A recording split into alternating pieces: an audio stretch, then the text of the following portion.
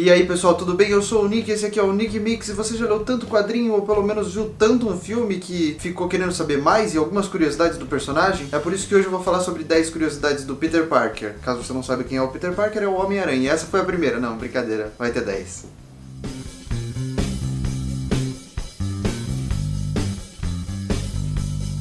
E a indicação desse vídeo vai ficar para bem rápido. Caso você não saiba, todos os Nick Mix eu dou alguma indicação de algum quadrinho ou de alguma coleção para você acompanhar e você comprar, que vai dizer alguma coisa sobre o vídeo ou que vai fazer você entender melhor um pouco do universo e do vídeo que eu tô falando para você. Eu sempre deixo o link para esses quadrinhos aqui na descrição, então você não precisa se preocupar em onde vai achar e em que valor você vai achar. E para indicação desse vídeo aqui eu tenho uma coleção inteira, a coleção nova da Salvat, que é uma coleção só do Homem-Aranha. É uma coleção muito boa para quem gosta de Homem-Aranha, e pelo menos os títulos que eu já vi que vão sair são títulos muito bons e vai fazer você entender muito mais do personagem e da história, da trajetória dele e dos vilões dele até, para onde ele vai e de onde ele foi. E até muitas das curiosidades que eu vou falar aqui vão ter nessa coleção, então seria muito legal você acompanhar. Vamos começar agora partindo do pressuposto de que todo mundo assistiu aqui o De Volta ao Lar, o Homem-Aranha, o último filme do Homem-Aranha que saiu, porque eu vou usar ele com base para basicamente todas as curiosidades que eu for entregar para vocês. A primeira curiosidade é mais sobre o comportamento do Peter Parker e como alterou o comportamento dele depois que ele virou o Homem-Aranha. Muita gente fica falando que o Peter Parker sempre foi um perdedor gigante e um super nerd, e ninguém gostava dele, ninguém ligava para ele, mas isso não é totalmente verdade. Depois que ele ganhou os poderes dele, ele ficou muito mais ativo e confiante com a sua apresentação geral. E veja bem, não é que ele tenha deixado de ser um perdedor ou qualquer coisa do tipo, mas é que ele ficou muito mais confiante e isso mudou completamente a história e a apresentação do personagem Peter Parker depois do incidente. E a segunda curiosidade fica no primeiro lugar onde o Homem-Aranha encontrou com o Wolverine. Ok, eu posso ter mudado aqui o nome das duas pessoas para deixar um pouco mais interessante, porque o Peter Parker ainda não era o Homem-Aranha e o Logan ainda não era o Wolverine. Isso aconteceu mais precisamente quando a mãe do Peter Parker, que era uma agente da S.H.I.E.L.D., encontrou um jovem rapaz que ela precisou ajudar, que era um outro agente, um agente conhecido só por 10, que em romano é X. Esse agente 10, o agente X da S.H.I.E.L.D., era ninguém mais, ninguém menos que o Wolverine. E caso você não saiba, o pai do Peter Parker também era o agente da S.H.I.E.L.D. E agora, como é que esse foi o primeiro encontro? Porque eu falei da mãe do Peter Parker e falei do Wolverine. É porque ela já estava grávida quando ela teve que ajudar esse agente, e as pessoas consideram esse como o primeiro encontro do Homem-Aranha com o Wolverine. E agora essa curiosidade é mais pra você que já me acompanha, porque você já sabe que existem vários universos e cada universo tem um Homem-Aranha e um herói de cada respectiva fantasia ou de cada respectiva categoria. No caso do Homem-Aranha não é diferente. O Homem-Aranha existe o Homem-Aranha Noir, o Homem-Aranha 2099, o Homem-Aranha Ultimate. Agora, quem são eles?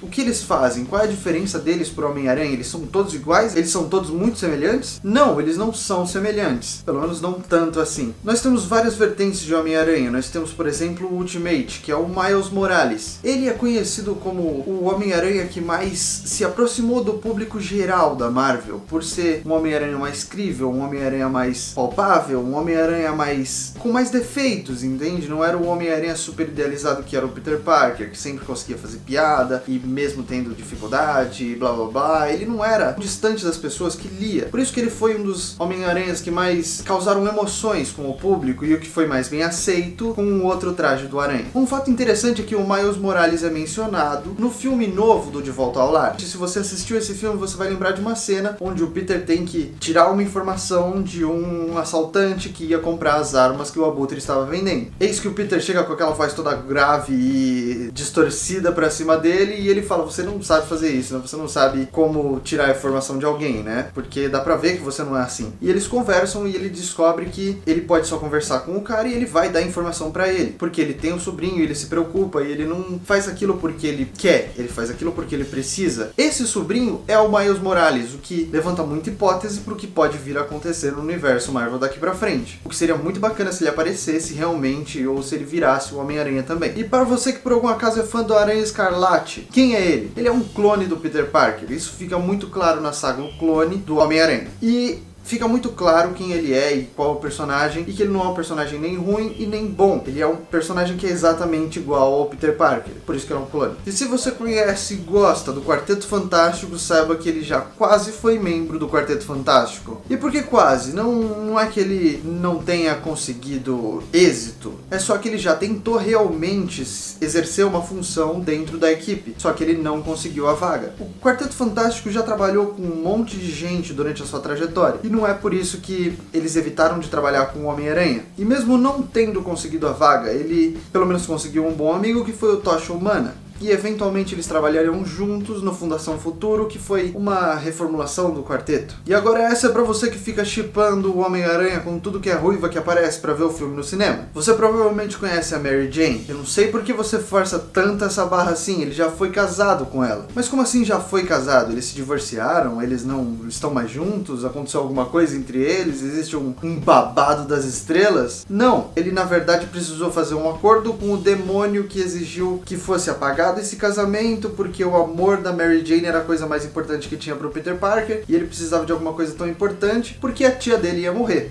E aí ele precisava salvar a tia dele, e aí ele abriu mão do casamento. Então o que exatamente aconteceu? Ele só não aconteceu. E é isso, meus grandes amigos, que acontece quando a editora não sabe o que fazer. Não é que eles se divorciaram, não é que eles pensaram melhor, nunca aconteceu nada. Mas fica tranquilo, pra você que fica shippando e forçando essa barra aí, tá tudo bem, porque eles se casaram e tiveram uma filha. E essa filha tem poderes também, o que é muito bacana, mas fica para outro vídeo. E agora, para aproveitar que eu já falei dos universos do Aranha e também já falei das intenções amorosas, não é nada mais justo que eu falar dos dois juntos, porque tem alguns rolos nesse meio. Por exemplo, você sabe que dos muitos universos do Aranha existem a Spider-Gwen, que é a Gwen Stacy, que foi o grande amor da vida do Peter Parker, só que com os poderes do Homem-Aranha. Então nesse universo da Gwen Stacy é ela que ganha os poderes, e ela acaba revelando pro Peter Parker em uma conversa que não conseguiu salvar o Peter Parker no universo dela. E caso você conheça o Peter Parker, sabe que ele não conseguiu salvar a Gwen Stacy no universo dele. Então esse é um dos universos mais parecidos e inversos que existem no Homem-Aranha, porque é exatamente o